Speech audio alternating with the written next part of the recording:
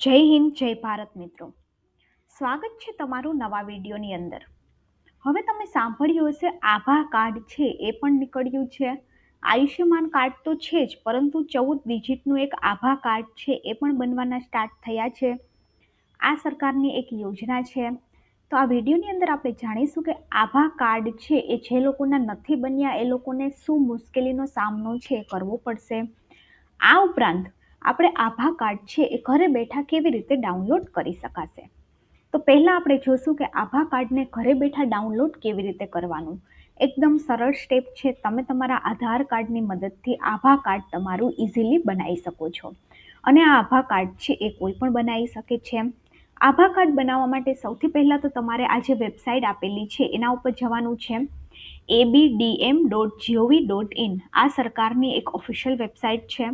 તમે જેવું આ વેબસાઇટ ઉપર જશો એવું આ એક પેજ છે ઓપન થઈ જશે.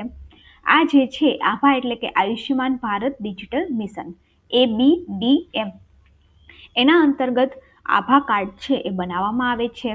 અહીંથી તમારો આભા નંબર તમે ક્રિએટ કરી શકો છો.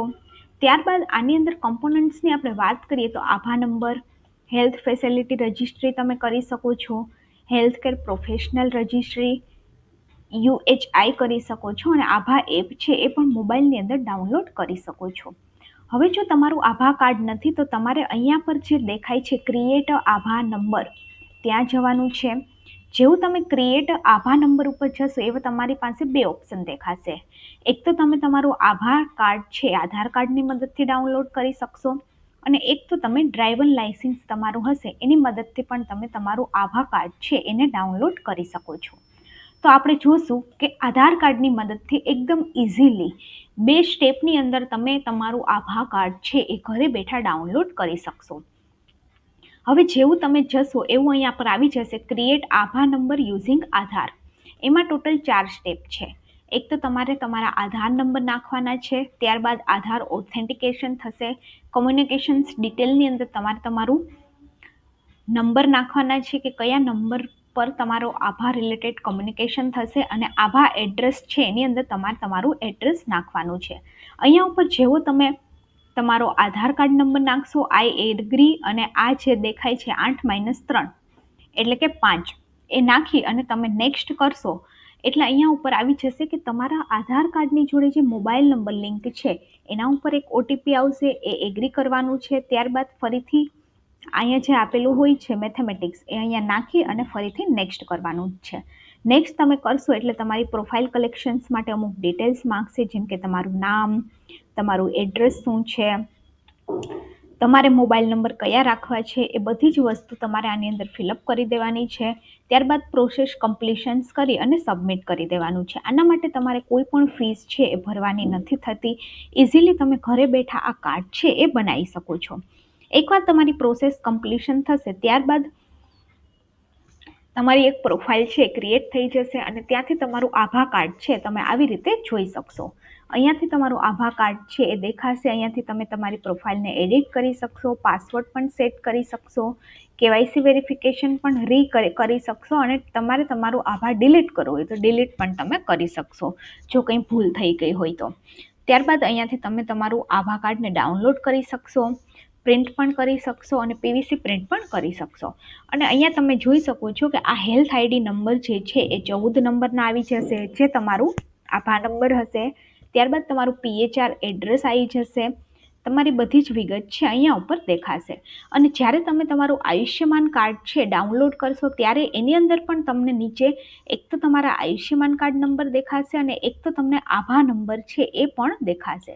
એટલે આ આભા અને આયુષ્યમાન કાર્ડ છે બંને લિંક છે. જો તમારી પાસે આયુષ્યમાન કાર્ડ છે તો તમારે આભા કાર્ડ છે એ ડાઉનલોડ કરવું પડશે. ત્યારબાદ તમારે ફરીથી જો લોગિન કરવું હોય તો આ લોગિનની મદદથી તમે લોગિન કરી અને તમારી પ્રોફાઇલ છે જોઈ શકશો, જેમાં મોબાઈલ નંબર અને આભા નંબર બંનેની મદદથી તમે તમારી પ્રોફાઇલ છે એ ચેક પણ કરી શકશો. હવે વાત એ છે કે આભા કાર્ડ શું છે. જેને આભા કાર્ડ નથી બનાવ્યા એ લોકોને કેવી કેવી મુશ્કેલીઓ પડી શકે છે. તો આભા કાર્ડ જે છે એ ડિજિટલ મેડિકલ ફાઇલ છે એ પણ આપણે એને કહી શકીએ છીએ, અને એના ઉપયોગથી હોસ્પિટલ કે મેડિકલને લગતા જે કામ છે એ સરળતાથી થઈ શકે છે. આ આભા કાર્ડ છે એ જરૂરી શું કામ છે. તો કે ભારત સરકાર દેશના લોકો માટે ઘણી બધી નવી નવી યોજનાઓ છે અમલમાં મૂકે છે અને એ યોજના માટે નવા નવા કાર્ડ છે એ પણ જારી કરે છે. આ દરેક કાર્ડનો જે ઉપયોગ છે એ અલગ અલગ કામ માટે અલગ અલગ ક્ષેત્રની અંદર થાય છે. હવે સરકાર મફતની અંદર સારવાર માટે આયુષ્યમાન કાર્ડ તો આપે જ છે અને વોટિંગ માટે વોટર કાર્ડ, ઇન્કમટેક્સ અને બેન્કિંગના કામ માટે પાન કાર્ડ અને ઓળખ માટે આધાર કાર્ડ, આ અલગ અલગ કાર્ડ છે એ છે. વર્ષ 2021ની અંદર ભારત સરકારે આભા કાર્ડ છે લોન્ચ કર્યું હતું. ત્યારથી લઈ અને અત્યાર સુધી ઘણા બધા લોકો છે આભા કાર્ડથી અજાણ છે કે આભા કાર્ડ શું છે. જો આ કાર્ડ બાકી બધા કાર્ડ છે એનાથી ઘણું બધું અલગ છે.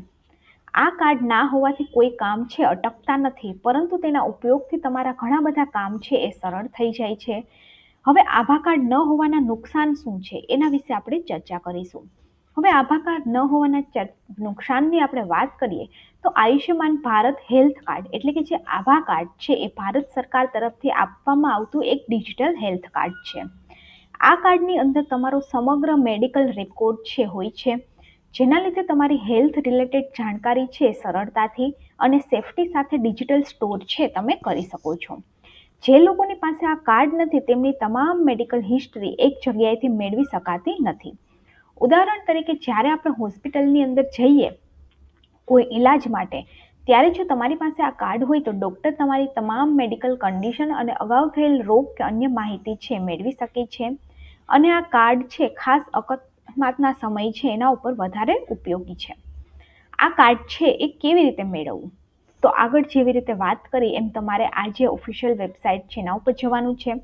ઓફિશિયલ વેબસાઇટ જઈ અને તમે ડ્રાઇવિંગ લાયસન્સ અથવા તો આધાર કાર્ડ બંનેની મદદથી આભા કાર્ડ છે એ ઇઝીલી બનાવી શકો છો.